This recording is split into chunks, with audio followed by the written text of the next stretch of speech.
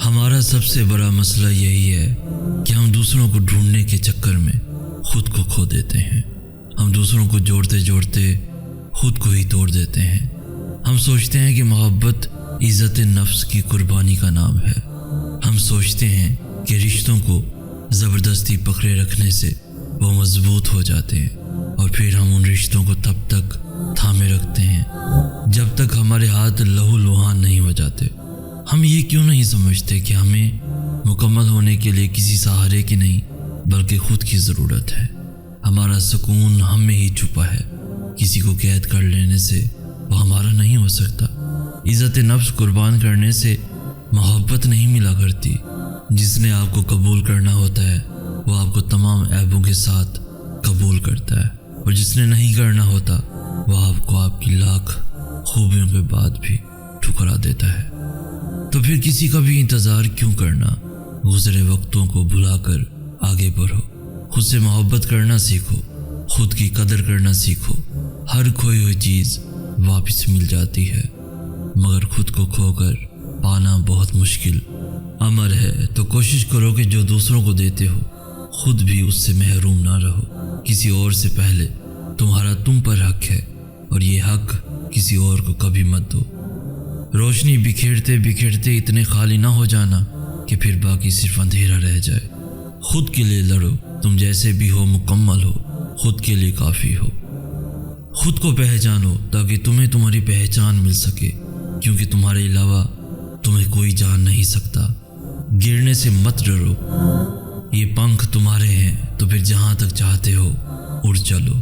کچھ مانگنے والی ادائیں ایسی ہوتی ہیں جو اسے بہت پیاری لگتی ہیں، پھر وہ اس ادا کو بار بار دیکھنے کے لیے قبولیت کا وقت بڑھا دیتا ہے۔ تم جو خواب دیکھتے ہو ان کی تعبیر تمہاری دعائیں لکھتی ہیں۔ تمہارے ہاتھوں کا اللہ کے روبرو اٹھنا تمہارا نصیب بدل دیتا ہے۔ تو یہ سوچ کر دعا مانگنا مت چھوڑ دینا کہ جو چاہیے تھا وہ اب تک ملا نہیں، اور ممکن ہے کہ جس معجزے کا تمہیں انتظار ہے وہ تمہاری آخری دعا کا منتظر ہو۔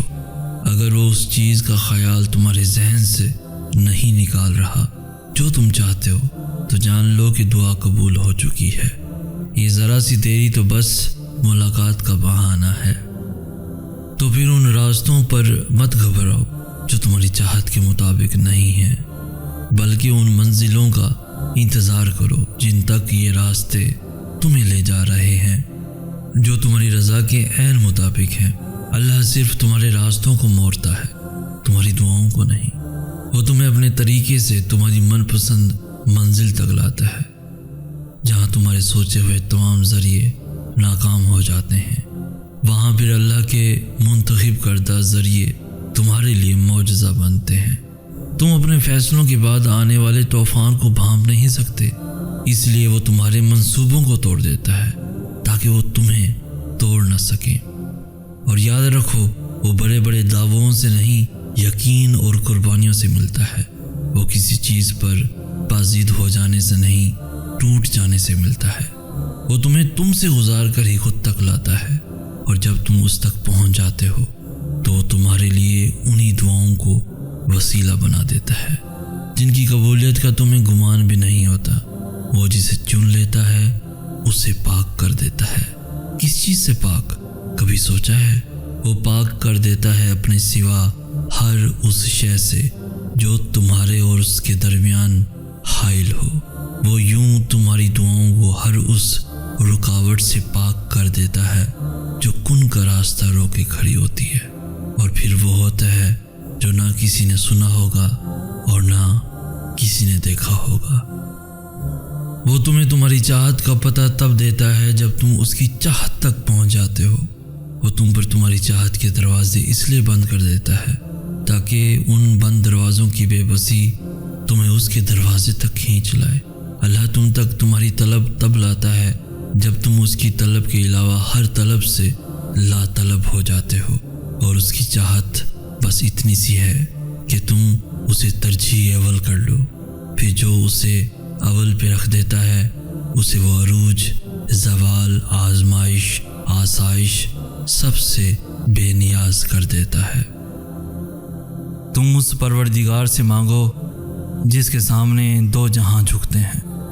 جب تم اس رب سے ڈائریکٹ میٹنگ کر سکتے ہو تو پھر کسی اور کو کیوں اس میں شامل کرنا، یا کسی اور سے کیوں کہنا کہ تم میرے لیے اللہ کو مناؤ۔ تم خود مناؤ، کیونکہ وہ تمہارے منانے سے ہی مانے گا۔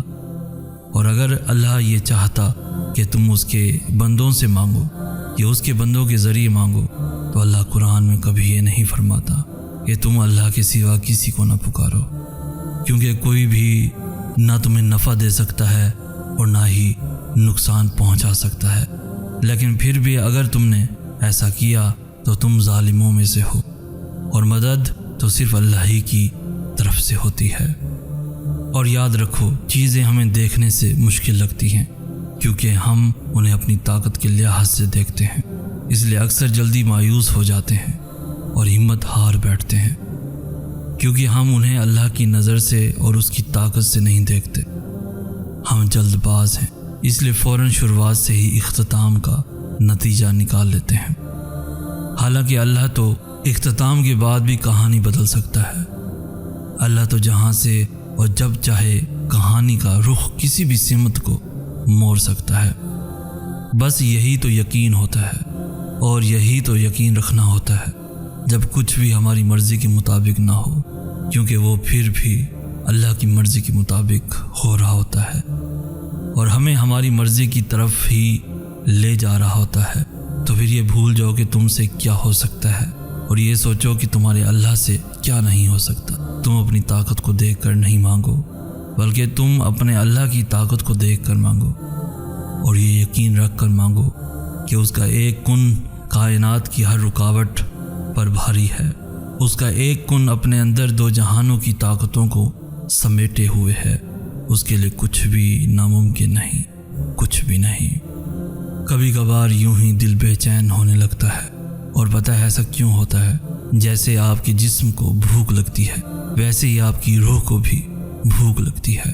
ہاں، ایک خاص وقت تک تو آپ کا جسم وہ بھوک برداشت کر لیتا ہے، لیکن اس کے بعد وہ کانپنے لگتا ہے اور آپ سے مدد مانگنے لگتا ہے، اور آپ کو بتانے لگتا ہے کہ یہاں کچھ ٹھیک نہیں ہے، کچھ مسنگ ہے۔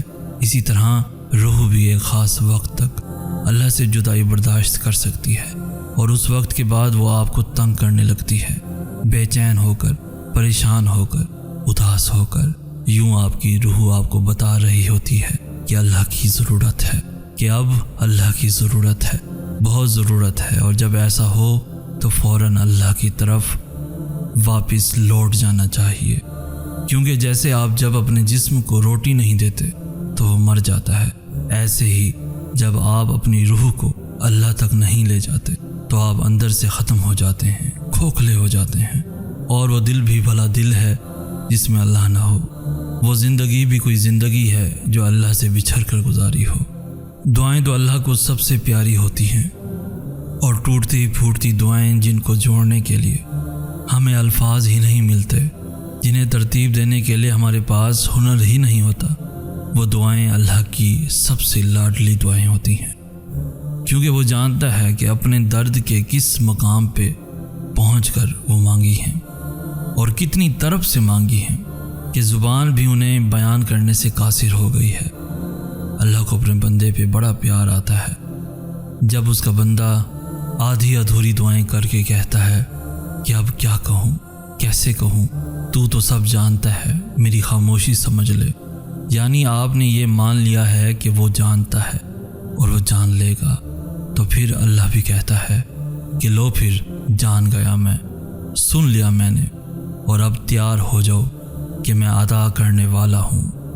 تمہاری ساری بے ترتیب دعاؤں سے تمہارے نصیب کو ترتیب دینے والا ہوں۔ اور پھر کیسے چیزیں اپنی جگہ پر واپس آ جاتی ہیں، اور کیسے دل کی بکھری ہوئی دعائیں سمٹ جاتی ہیں۔ ہم تو دیکھتے ہی رہ جاتے ہیں۔ میرے پیارے اللہ کے سارے کام ہی بڑے پیارے اور انوکھے ہوتے ہیں، تو پھر مانگتے رہیں، الفاظ نہ ملیں تو رو دیں، کیونکہ وہ سب سمجھتا ہے، وہ تو چونٹی کی دھڑکن بھی سنتا ہے۔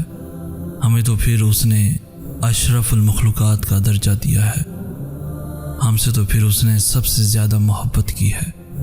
دعائیں یا تو آپ کے نصیب کو ترتیب دے کر آپ کے مطابق کر دی جاتی ہیں یا پھر آپ کو ترتیب دے کر اللہ کے مطابق کر دیتی ہیں، لیکن رد کبھی نہیں ہوتی، رد کبھی نہیں ہوتی۔